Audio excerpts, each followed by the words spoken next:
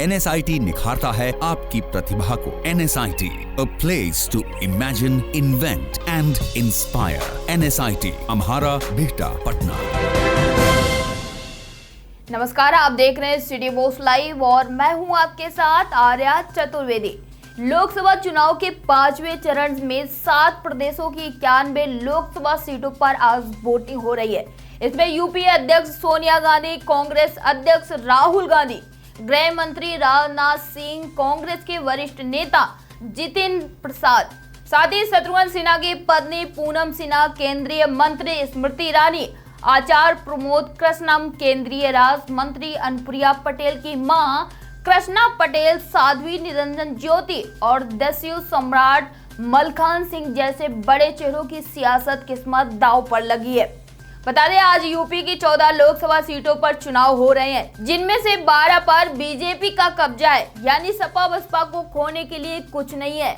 हम 14 में से कुछ सीटों का पूरा विश्लेषण बता रहे हैं। बता दें कि 5वें चरण की ये सीटें बुंदेलखंड से लेकर अवध और तराई तक फैली हुई हैं, जिनमें से 3 सुरक्षित सीटें भी हैं। बात करें अमेठी सीट की, तो आज अमेठी में हो रहे चुनाव में सबसे बड़ी सीट है अमेठी, जो आजकल सबसे ज्यादा चर्चा में है। बता दें कि गांधी परिवार के इस परंपरागत सीट पर केंद्रीय मंत्री स्मृति ईरानी ने चुनाव को काफी दिलचस्प बना दिया है। उन्होंने राहुल गांधी के दूसरे सीट यानी कि वायनाड से लड़ने को भी बड़ा मुद्दा बनाया हुआ है। दरअसल 2014 में राहुल गांधी से हारने के बाद भी स्मृति ईरानी लगातार अमेठी आती रही है। बता दें कि 2014 में यहाँ पर आम आदमी पार्टी और बसपा भी मैदान में थे।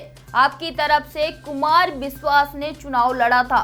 हालांकि इस बार ये दोनों पार्टियां मैदान में नहीं है। बता दें कि ये राहुल गांधी के लिए थोड़ी राहत की बात है। बता दें कि रायबरेली अमेठी की तरह यह भी कांग्रेस की पारंपरिक सीट है। इस हाई प्रोफाइल सीट से सोनिया गांधी लगातार 4 बार से सांसद हैं, तो वही 5वीं बार उन्होंने पर्चा भरा है।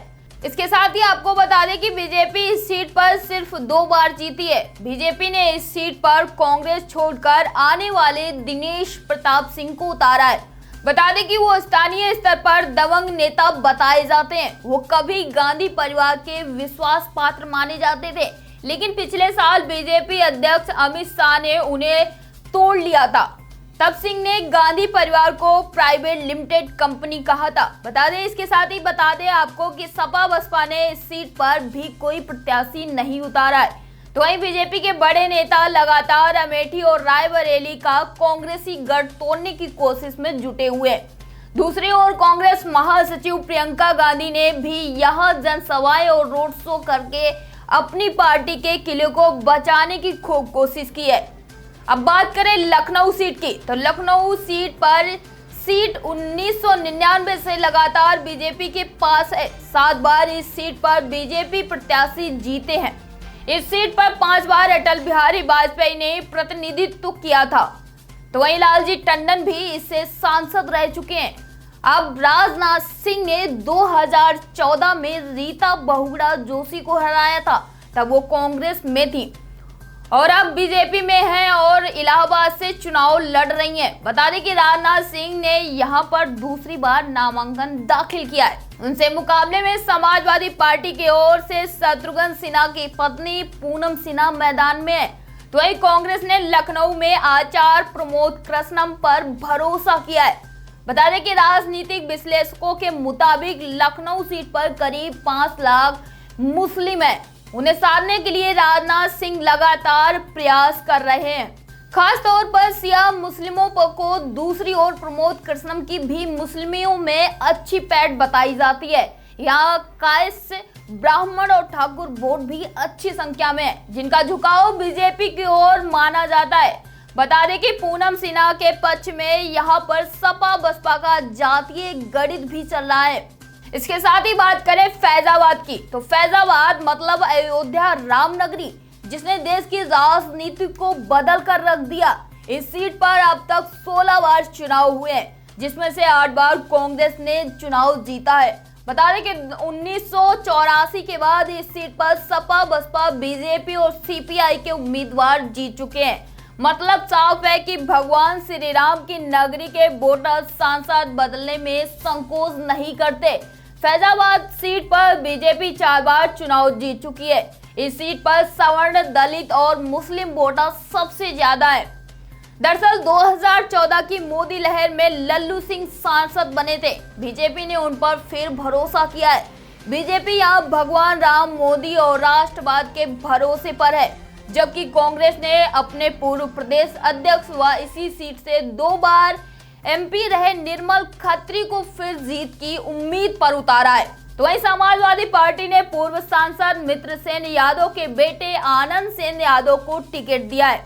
एक और खास बात यह है कि कभी फैजाबाद के डीएम रहे विजय शंकर पांडे भी यहां से चुनाव लड़े हैं। वो लोग गठबंधन पार्टी के राष्ट्रीय अध्यक्ष हैं। तो अब बात करें बहराइच की। बहराइच सीट पर भगवाधारी दलित नेत्री सावित्री बाई फूले की वजह से ज्यादा चर्चा में है, जिन्होंने बीजेपी छोड़कर कांग्रेस का दामन थामा था। बीजेपी में रहते हुए उन्होंने आरक्षण और दलितों के मसले पर लगातार मोदी सरकार को कटघरे में खड़ा किया था। वो यहाँ की मौजूदा सांसद भी हैं। बता दें कि कांग्रेस ने उन्हें टिकट देकर बीजेपी के लिए मुश्किल पैदा कर दी है। इसके साथ ही अब बात करें धौरहरा सीट की, तो धौरहरा सीट पर परिसीमन के बाद शाहजहांपुर से अलग होकर 2009 में यह सीट अस्तित्व में आई थी।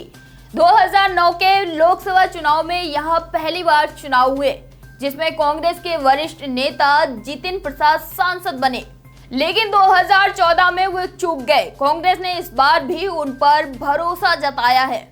बता दें कि बीजेपी ने मौजूदा सांसद रेखा वर्मा को फिर मैदान में उतारा हुआ है, जबकि बीएसपी ने असरत अहमद सिद्दीकी को प्रत्याशी बनाया है। बसपा सपा गठबंधन ने कांग्रेस की मुश्किल बढ़ा दी है। इस सीट पर सबसे दिलचस्प प्रत्याशी हैं मलखान सिंह, जो चंबल के डकैत रहे हैं। हालांकि वो खुद को बागी कहते हैं। उन्हें शिवपाल यादव की प्रगतिशील समाजवादी पार्टी ने टिकट दिया है। देखना यह है कि जनता मलखान पर कितना भरोसा करती है। फिलहाल अब तक के लिए इतना ही। लगातार देश दुनिया की छोटी बड़ी खबरों से रूबरू होने के लिए डाउनलोड करें city post live mobile app. 22 वर्षों का विश्वास, 10,000 से ज्यादा डॉक्टर्स, गोल नेशंस लीडिंग इंस्टीट्यूट।